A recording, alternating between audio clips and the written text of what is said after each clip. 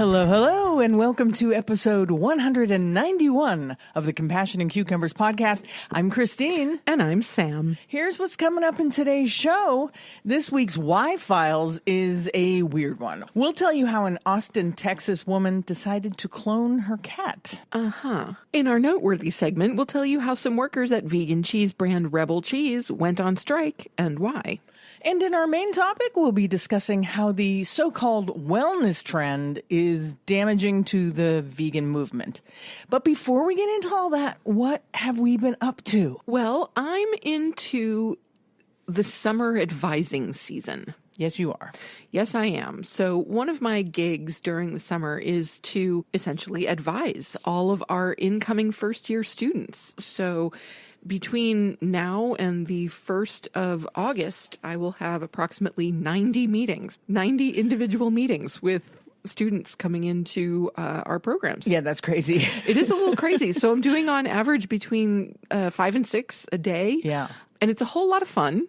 It's a lot of talking. Yeah, so here you are talking some more. So here I am talking some more. Well, you're all primed and ready to go. That's right. I mean, and of course, after this, I can stop talking. The other thing I have been doing outside of advising is reading. You have been reading like a reading fiend. I have. Yeah. So I've been really kind of taking advantage of our local public library. Yeah. And I have been reading like absolute crazy. In fact, I went to the library last Wednesday. Yeah. It is now Monday. And in that time, I read 4 novels.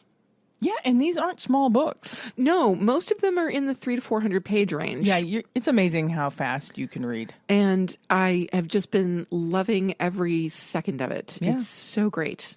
It is nice. It's, quiet in the house. If I want to watch or listen to something, I just put my headphones on. Yeah. So that you can have, quiet in the house while you read. Yeah, just that silence, because so often we have a tendency to just have something on in the background. Yeah. Like if I'm doing email or you're doing podcast stuff or something like that, we just have a show on in the background. Right. And I find that can be, over time, it can feel a little grating to me. Yeah, I mean, it's just background noise that we don't need. Noise. And so I'm really enjoying the quiet and just digging into all kinds of books, especially those that I might never have found on my own. And I've been on a real kick about reading books about books and libraries. Yeah, which is cool. Which is so much fun. Yeah. Yeah. And I've come across some real gems. So, yeah, we watched this really interesting documentary, and I think it was on YouTube, but it was a PBS documentary. It was a PBS documentary, that we found on YouTube about libraries. About how the U.S. public library system got started. Yeah. And how it evolved. It was really great. Yeah, it was a really great, really well done documentary. Yeah. So. And that kind of inspired my, I'm going to read books about libraries. Books about libraries. Yeah. So it's been a whole lot of fun. I love it. Just this past weekend, we had the celebration of life for my late brother-in-law, and it was just a beautiful day. It really was. It was wonderful. Yeah, it was like 30 to 35 of his closest family and friends. We all got together. We told stories about him. Mm-hmm. We ate good food, and I think it was a really great day, and I think he would have approved. Yes, he would have approved. The only thing, and it was so funny because I didn't think of it until yesterday. What's that? We should have had cornhole. Oh, we could have played cornhole. He loved cornhole. He loved cornhole. Yeah. And he was so good at it. He was. He always kicked our butts. He always kicked our butts. Yeah, I'm hopeless at cornhole, but he was so good. Yeah. But I'm glad we got to do that. It's really great. And I think it gives us all a little bit of closure, which is nice. Yeah. So. Yep. Thank you, everybody, for understanding. We released a replay last week because we were in the midst of kind of planning what was going on. So much going on. I just wasn't in the right headspace to do the podcast last week. So we did release a replay of episode 165, which is a good episode. It was about the Judas sheep. Oh, right. Yeah. The Judas sheep and some stuff about Donald Trump and animal agriculture. And so... Yeah, there was some good information in that episode. So if you listened to that episode, I hope you enjoyed it. And thank you for allowing us the time we needed to prepare. Indeed. Greatly appreciated. But we are back. We are. With a vengeance. Really? I don't know so much about the vengeance I don't know so much about vengeance. But I'm not feeling vengeful. I'm really not. Yeah. So, hey, let's just dive in and talk about this week's The Why Files. Oh, yes, let's.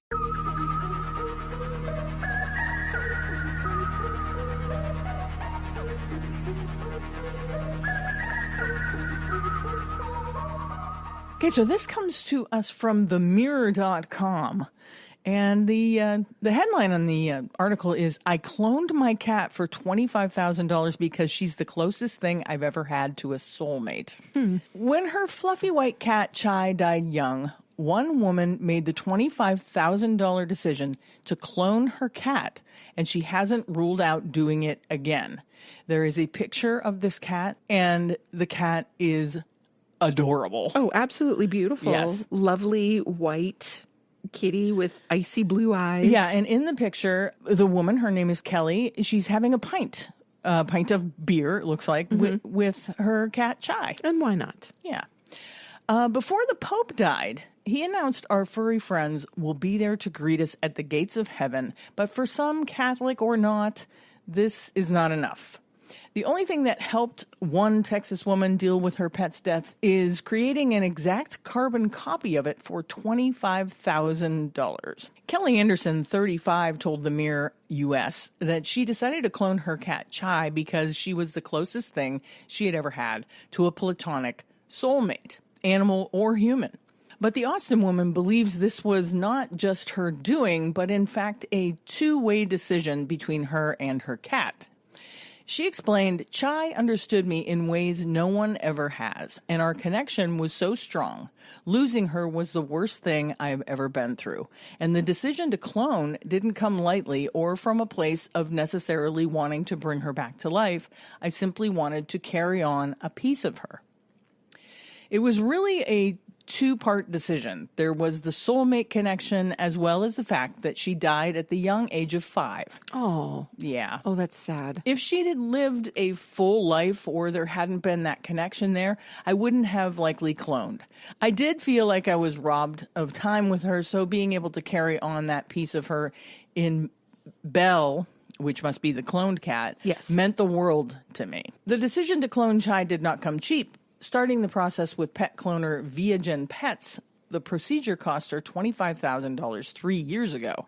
Since then, the price of pet cloning has doubled to $50,000, which Kelly says she would not be able to afford now. The cats even have some eerie similarities. Her new clone, Belle, will sleep pressed up against her back on occasion in a way that Chai used to every night. Kelly said, this will bring me back to those memories.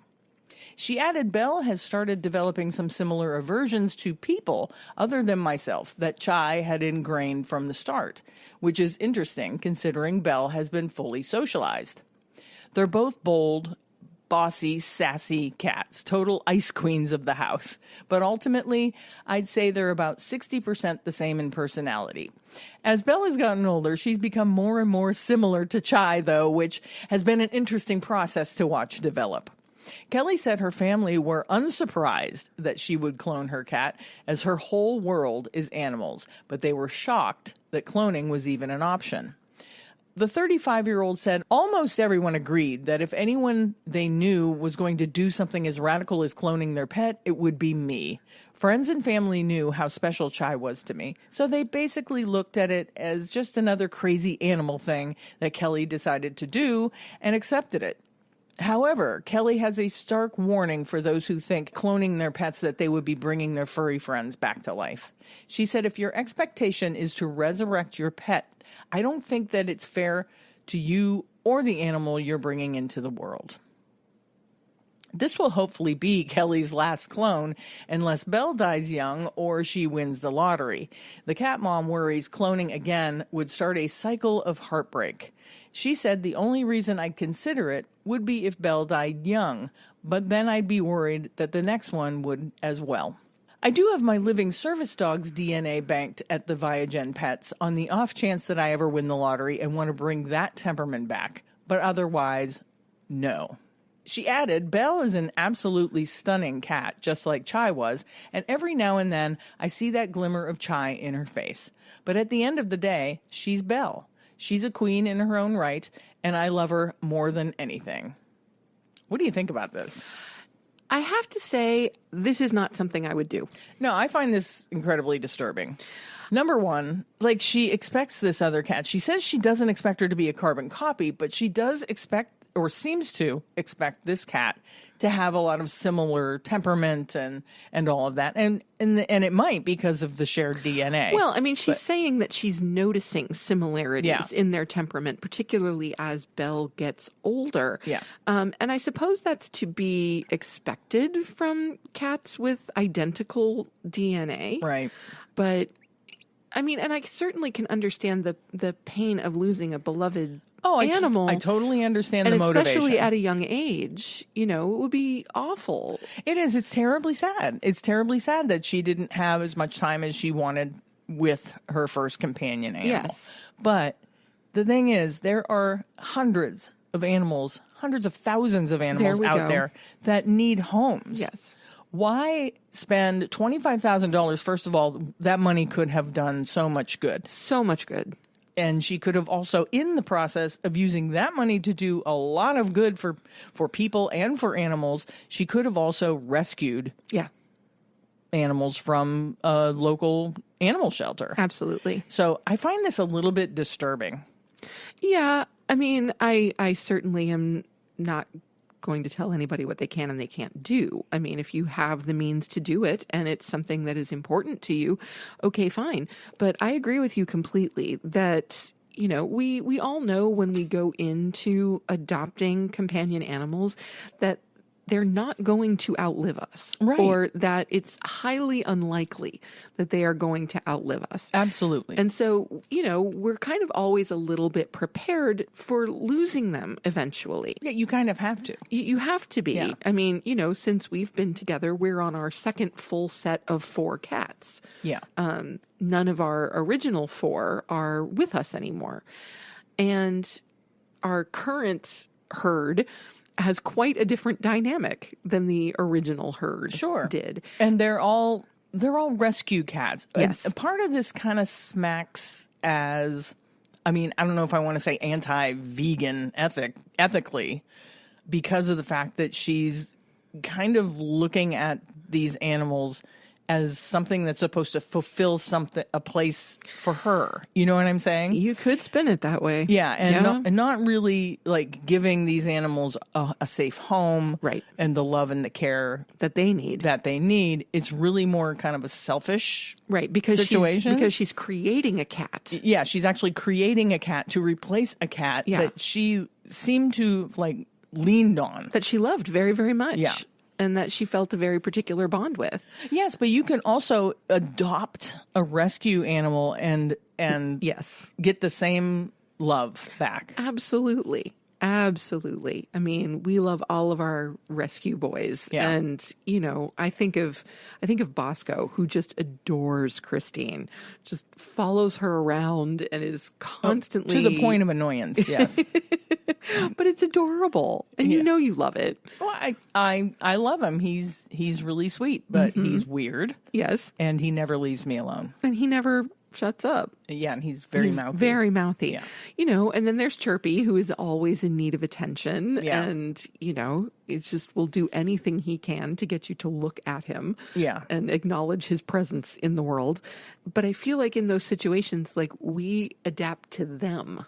Yeah, that's right. And that's what I'm kind of saying is that she's looking to reproduce this particular personality in an animal, when you have to accept them for what they are. Absolutely. We also have Carl, who was on his own for years, and he was the next best thing to feral. Yeah. He really doesn't want to have much to do with people. He doesn't, he's not mean or anything. He doesn't hiss or bite or scratch or anything like that. He is very docile, and he just doesn't really require human interaction in order to be happy. Yeah. He likes to sit near me, but he doesn't like to cuddle. Yeah. And you just have to, if you're adopting an animal, for their benefit, you have to accept what their personality is. Absolutely. You have to accept them for the medical issues that they have and all of that. And this cloning thing just doesn't do that. No. At all. And I agree. To me, that is a phenomenal waste of $25,000. Yeah. There's so much else that you could do with that. Yeah. Yeah. Just imagine the good that an animal shelter could do with $25,000. Oh, seriously. Right? Yep. Yeah. Yep. No question. Should we move on to our noteworthy segment? Let's do it. Yeah, this is really disappointing. But vegan cheese brand Rebel Cheese, and people rave about their cheeses, but they've been accused of union busting. Yes, they have. Union workers at Rebel Cheese held a one-day strike outside their Miller location on June 30th, 2025. Workers stated that the strike was held over unfair labor practices and alleged illegal layoffs. On June 4th, employees delivered a petition signed by 93% of the Miller staff requesting a $2 raise for all employees. And I'm assuming that's a $2 an hour. Yeah, that's what I'm assuming also. For all employees, as the current average wage is reportedly $16 an hour, while Austin's living wage is $21.80. It doesn't seem like a unreasonable request, because Austin, Texas is a pretty expensive city to live in. I know Texas is really kind of known as having a lower cost of living, but Austin is one of the highest cities in the state of Texas. Yes. For cost of living. You have to assume that any large city, whether you're talking about Austin or you're talking about Dallas or anywhere else, that the cost of living is going to be substantially higher than in the more rural areas and of the same city. $16 an hour just isn't going to cut it. No, $16 an hour doesn't cut it most places. Yeah. So anyway, workers claim that after their request for a raise was dismissed, 5 workers were laid off on June 22nd. Restaurant Workers United, the union representing the workers, claims these layoffs were in retaliation for the employees' attempt to organize and request improved working conditions.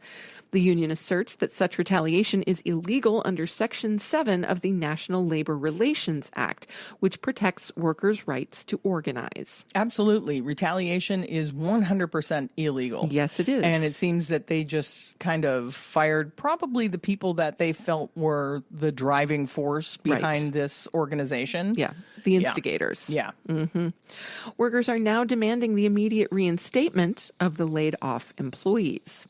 As of the time of reporting, KVUE had reached out to Rebel Cheese for comment, but had yet to receive a response. And it's funny, I haven't seen a whole lot going on about this. No, I haven't seen anything either. I've been following it. They've been doing, I guess, a really good job of keeping this under the radar. Yeah. I do, however, on social media, get tons of advertisements for Rebel Cheese. Interesting. And on those advertisements, I frequently will check the comments on the advertisements to see if anybody's talking about it, and they're not. Huh. Yeah, they're not. Interesting.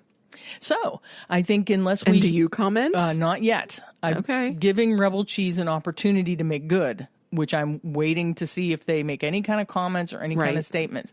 If we don't hear any kind of comments or statements from them, because it's been a month now. Yeah.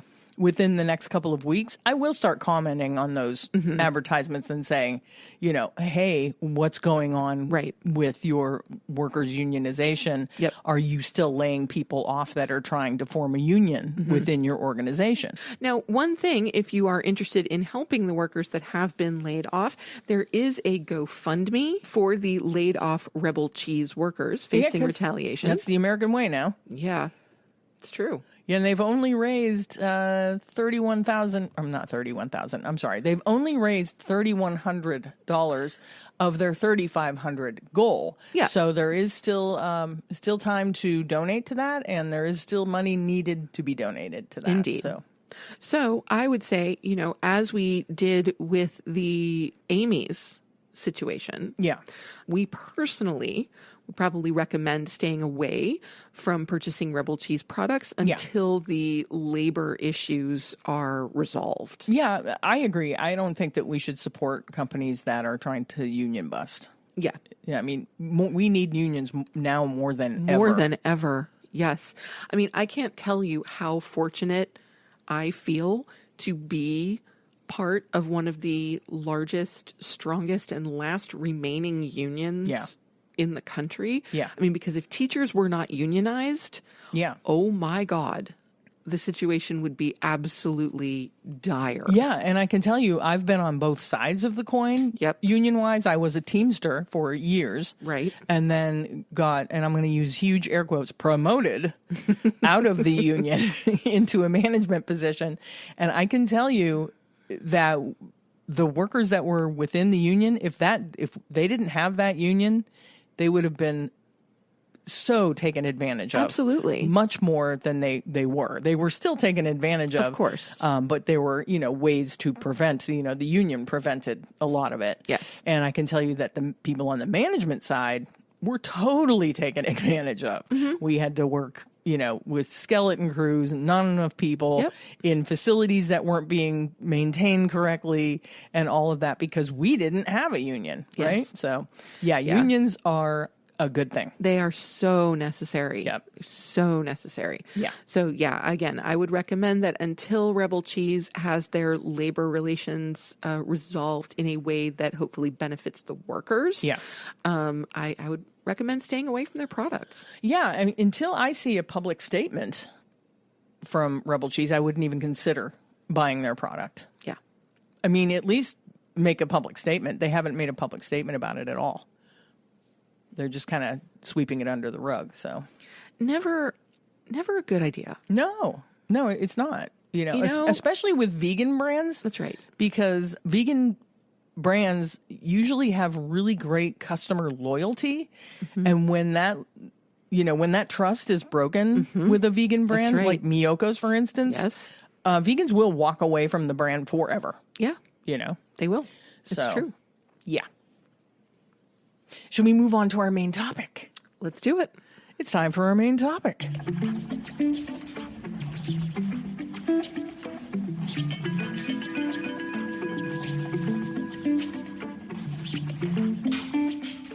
This week, we're investigating, is the wellness movement hurting veganism?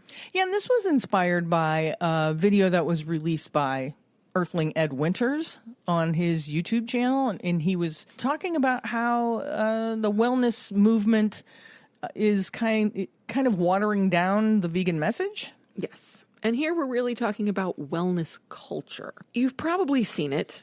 Smoothie bowls on Instagram, quotes about raising your vibration, clean eating framed as moral virtue, and somewhere in there, veganism. But Ed warns us, when we let wellness culture dominate the conversation, we risk losing veganism's ethical soul. To quote him, if your foundation is self-interest, the moment your self-interest changes, your ethics change too. That's a great quote. I love that. Yeah, he's great with the quotes. He is. Gotta love him. Yeah. In other words, when someone goes vegan for glowing skin or better gut health, what happens when a new wellness trend tells them to eat bone broth or liver? We see this play out. A 2019 Faunalytics study found that 84% of vegetarians and vegans eventually go back to eating animal products. And one key reason is health confusion or lack of support. And there is so much pseudoscience out there now. There really is. As far as, what you should be eating. There's so many ads for different drugs and different vitamins, and a lot of it unregulated. Yes. And it's just, it's a jungle out there. It is. The wellness space isn't exactly known for evidence-based thinking. Not at all. Detox teas, alkaline water, vegan biohacking. I remember when I found out that smart water dehydrates you. Yeah. I'm like, okay. All right. That is actually brilliant marketing because this is actually the dumbest water you could possibly drink. It's distilled water, and you should not drink distilled water. It dehydrates you. Yes. Just crazy. Yeah. So Ed highlights the danger in this. When veganism becomes associated with pseudoscience, it loses credibility. People begin to see it not as a principled stance, but a quirky diet for wellness influencers. Mm-hmm. Again, a quote, When veganism is repackaged with pseudoscience, we give skeptics all the ammunition they need to ridicule it. I think that's an amazing quote by Ed and an amazing point. Yes. That if these pseudoscience people, wellness people, attach themselves to the vegan movement, people do lose respect for the movement. Mm-hmm. They're like, oh, well, you know, I thought you people were all about saving the animals, and what is all this crap, right? Right. And far too often, the wellness space is really, it's not focused as much as you would think on wellness. It's focused on consumerism. It really is. Most of the time, it's about buying a product that will help increase your wellness, supposedly. Or even just buying somebody's plan. That's right. Somebody's food plan. Oh my gosh, so many out there. Yeah. It's just crazy. Yeah. So wellness often means buying your way into veganism through supplements, fitness gear, or expensive food products, whether those are meal delivery services or packaged products, things like that. Yeah. A 2022 Nielsen report found that plant-based product sales in the U.S. hit $8 billion. But a lot of that growth came from high-end aspirational brands. Yeah. Ones that are not always accessible or inclusive. And if there is one thing veganism should be, it's accessible. Yeah, it should be accessible and it should be affordable. That's right. So Ed reminds us that true veganism is not a luxury lifestyle. It is a moral baseline. You don't need to be rich, white, or skinny to care about animals. But wellness marketing often says otherwise. Absolutely. And that's because so much of the wellness marketing is focused on appearance, whether it's the quality of your skin or your hair, or it's your weight, or it's muscle tone, or it's whatever it is. That idea of wellness is often superficial. So superficial. And it is often, you will see, like, I don't know, wealthy looking white people, both men and women, selling their wellness stuff, like we said, like supplements or exercise routines or food plans or whatever, and then kind of putting it in this little vegan bowl, you know, and it's kind of insidious. It really is. Yeah. And I think that we can make things so much simpler than that. Mm-hmm. Eat plants. Yeah. Drink water. Yeah. Get enough sleep. Yeah. Get some exercise every now and again. Right. And take a B12 supplement. Right. I think this kind of harkens back to the whole vegan and plant-based argument, right? Yeah, that's fair. I think I wouldn't have a problem with these woo-woo wellness people if they would stop calling themselves vegan. Sure. You know, call yourself plant-based. Right. Call yourself plant-forward, whatever you want to do. But I really do think that I'm at least one of those people that thinks that the word vegan should be saved for people who are ethically vegan. I agree. Yeah. And I think too often vegan and plant-based are considered to be synonymous. Yeah. Plant-based, I think, can be a diet. Plant-based can even be a lifestyle. Sure. That's fine. But vegan is an ethic. Right. And that's different.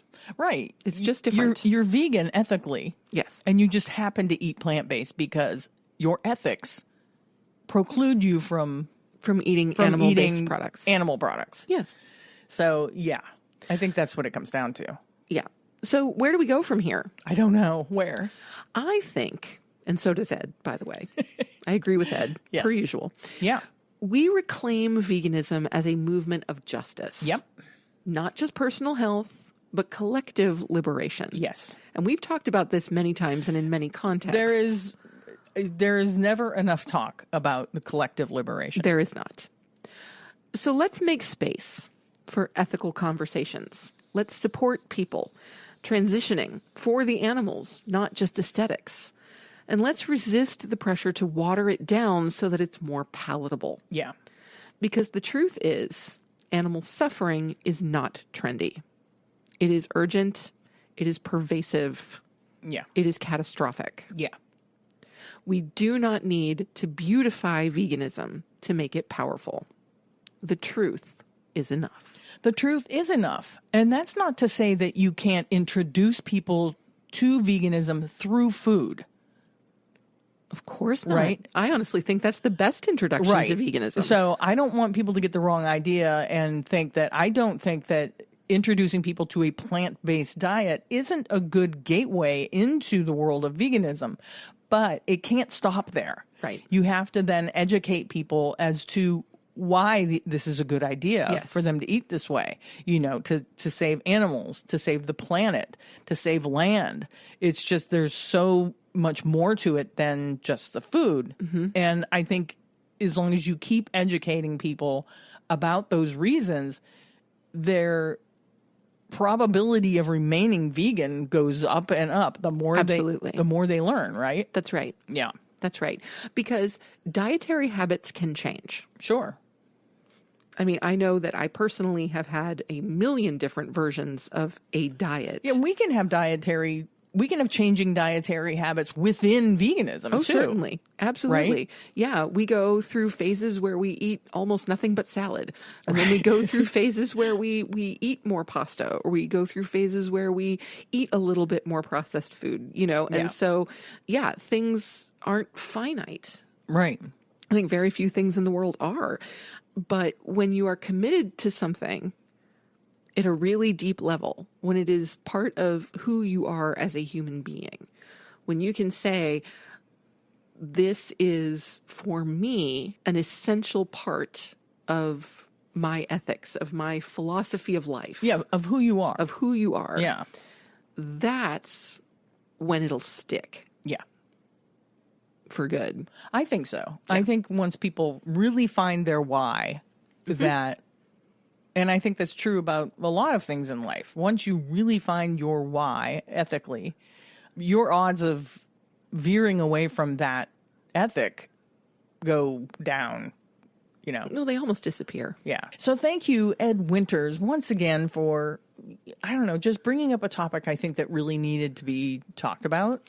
Yeah, it doesn't seem to pop up all that frequently. Yeah, it doesn't. Yeah. But if you are like somebody that's in the vegan space, like say online through YouTube or any social media platform, it's there. Mm-hmm. And these people are there watering down the vegan message. Yeah.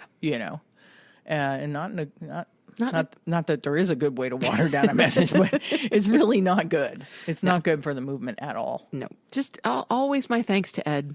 Yeah. I just love Ed. Ed is great. And he makes some really, really good points. I mean, let's face it. If you put yourself out there, people are going to criticize you. Well, of course, that's just the way of the world. Not everybody is happy with the way that Ed Winters advocates for veganism. That's fine. And, you can't please everybody. But I've always been a fan. Oh, I'm a huge his fan. Advocacy. He's my hero, kind of. Yeah.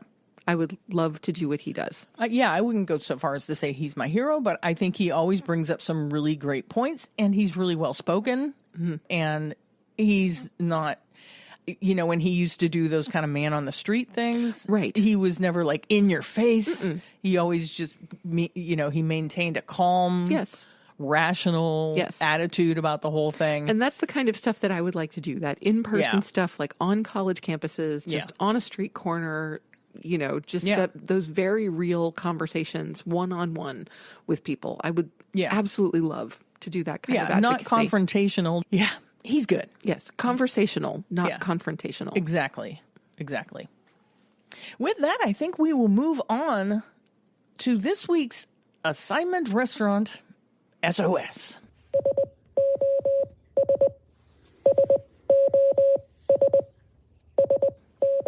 This week, we're taking a look at Florish Plant Based Eats, located at 2307 South Dale Marbury Highway, Suite A in Tampa, Florida. Listener James, yes, that James, sent us this recommendation while he and his partner Adriana were passing through Tampa. He said they got to speak with owner Keith, who co-owns the restaurant with his wife Jill. Keith was super welcoming and friendly, and the pizza was some of the best vegan pizza that they've ever had. And apparently Florish, and that's Florish, Frisch. Apparently, they focus mainly on vegan pizza, which I like it. Hey, I have no problem with that. Yeah. I love me some vegan pizza. Let's look at their menu. Let's. It's my favorite part. All right. So they start off with some signature pizzas. They do have gluten-friendly crust available. So I'm assuming that is gluten-free crust. I would assume so, too. I don't know why people say gluten-friendly or vegan-friendly. It always kind of takes me aback. I'm like, does that mean it's fully vegan? Right. Like, I don't understand that it's friendly. But they've got a sausage pesto pizza, which is zesty pesto sauce, Florish cashew mozzarella, house-made sausage crumbles, arugula, and what they call the hot date drizzle. Hot date drizzle. Yeah. So it's like a spicy... Sounds like it. Sweet and spicy. Sounds good to me. Yeah, sounds good. I'm feeling it. Jalapeno popper pizza, which I personally would not be getting because jalapenos don't like me. It comes with a creamy white sauce, fresh jalapeno, red onion, house-made almond parmesan, and their hot date drizzle. I would probably have to go with the Jersey Girl. Oh, because you are a Jersey girl. I technically, because I was born in the state of New Jersey. You from Jersey? Mm-hmm. Let's see. There we've got original red sauce, Florish cashew mozzarella, homemade sausage crumbles, bell peppers, fresh mushrooms, and almond parmesan. Sounds good. That does, but this one sounds really interesting, and I think this might be something you would like. The Bohemian Jack, which comes with their white sauce, a barbecued pulled jackfruit, lime pickled cabbage, and a house-made ranch drizzle with green onions on top. Yeah, that sounds fantastic. Yeah. Yeah. I mean, come on. Lime pickled cabbage? Yeah. They have a buffalo chicken pizza, which you can never go wrong with that. And they have what I love is a vegan meat lovers pizza. Yeah, that's always fun. You gotta love that. And they use the best pepperoni out there, Beehive. Oh, the Beehive pepperoni is good. They have Beehive pepperoni. Yep. Along with Impossible meatballs and their house-made sausage crumbles. Yeah. And almond parmesan. And you can also craft your own pizza. So you can pick from all of the wonderful ingredients they have. And that's probably what we would do. Yeah, because their list of veggies is great. Bell peppers, mushrooms, onions, jalapeno. It says choose one. Oh, no. That would not happen. Sam would be like, it says on the menu, choose one under choice of veggies. Is there any way we can choose all of them? Well, almost all. Because except pineapple. I wouldn't go with the pineapple. But there would definitely be bell pepper, yes to mushroom, red onion. I would definitely go with jalapeno. If we go with the pickled jalapeno, I think I'm okay with that. Okay, but not the fresh? But not fresh jalapeno. Would definitely go with artichoke. Yeah. Broccoli is a no-brainer, and black olive is necessary. Yeah, so really everything but the pineapple. Yeah. Yeah. Because Sam does not believe that pineapple belongs on pizza. Pineapple does not belong on pizza. It is quite simply wrong. I will eat a pizza if it has pineapple. I'm sorry. No, it is completely wrong. But hey, you can get that lime pickled cabbage as a finish. Finishes. That's fun. I'm into that. Yeah, so they have their almond parmesan or green onion, red pepper flakes, fresh arugula. I like fresh arugula on a pizza. That's really good. I do too. Fresh basil also. Also a winner. A huge winner. And yeah, that lime pickled cabbage. Yeah. Oh, lime pickled cabbage with artichoke. Yeah. And black. Oh, that'd be so good. That would be good. So good. And like tangy, limey. So you're okay with lime on a pizza, but you're not okay with pineapple?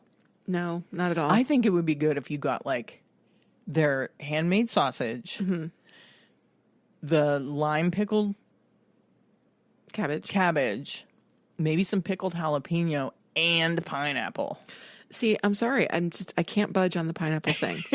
And don't get me, I love pineapple. All right. Pineapple is one of my favorite fruits. Listeners, I want to know your opinion on pineapple on pizza. I really do. Are you pro pineapple or are you like, no way in hell am I putting pineapple on my pizza? I am no way in hell I'm putting pineapple on my pizza. I wouldn't go so far as to say I'm pro pineapple, but I will eat a pizza with pineapple. So you're neutral about pineapple. I mean, I think it can be good with the right flavor combinations. I like that little hint of sweet in something. Like I like when people make like Mediterranean salads or even like East Indian salads. But a Mediterranean salad is not going to have pineapple in it. I'm not talking about pineapple. I'm talking about like they put like the raisins.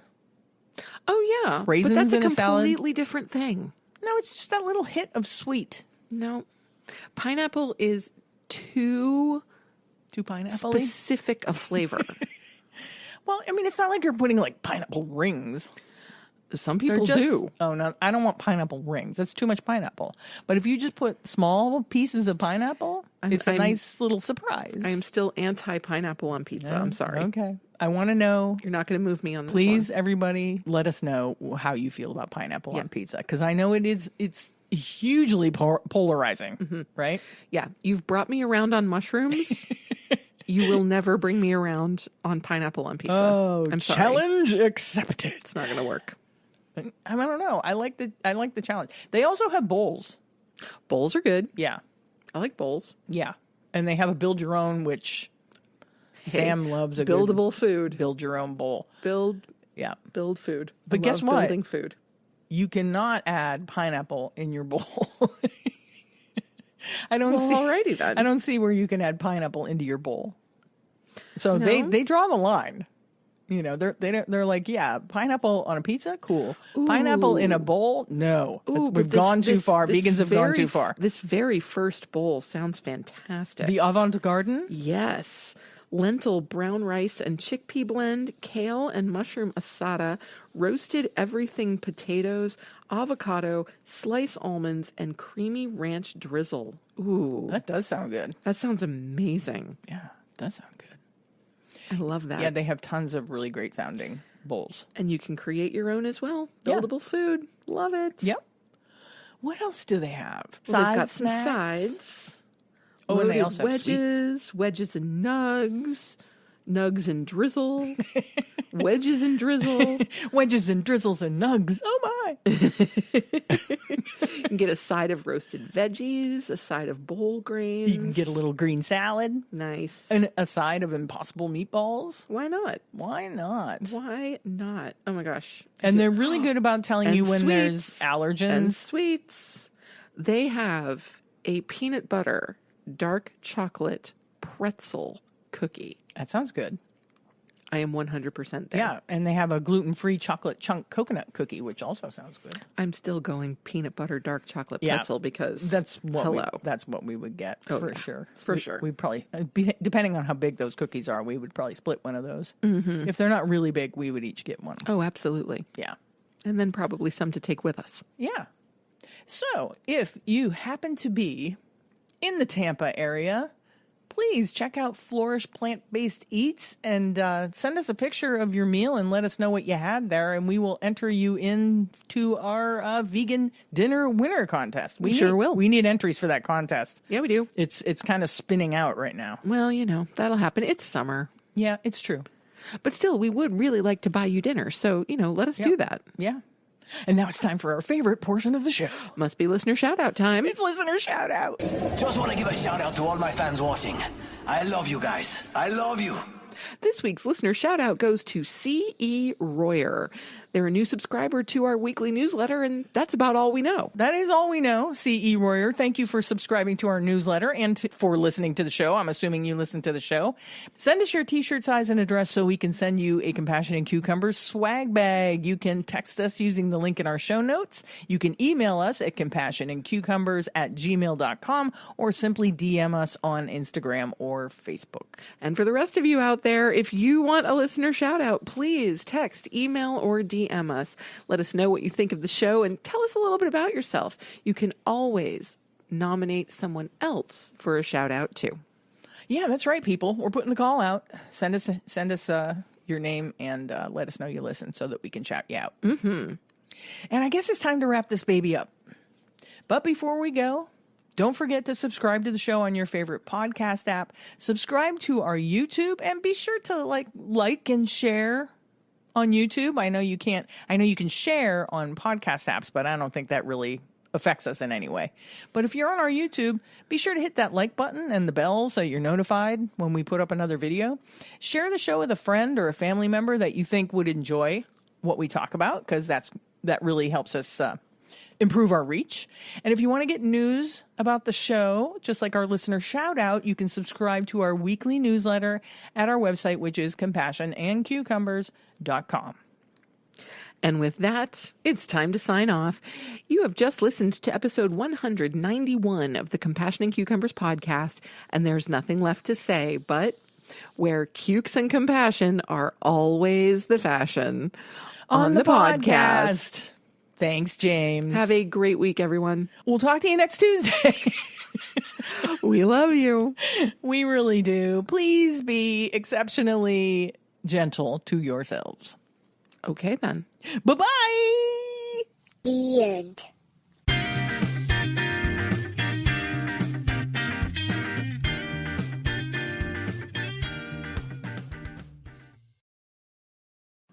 If you'd like to support the Compassion and Cucumbers podcast, well, you can do that by hopping on over to our Patreon page and becoming a patron.